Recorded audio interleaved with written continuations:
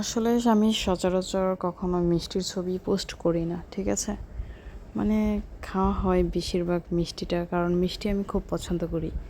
মানে একটা সময় করতাম না, কিন্তু মানে এখন প্রচুর প্রচুর প্রচুর পছন্দ করি।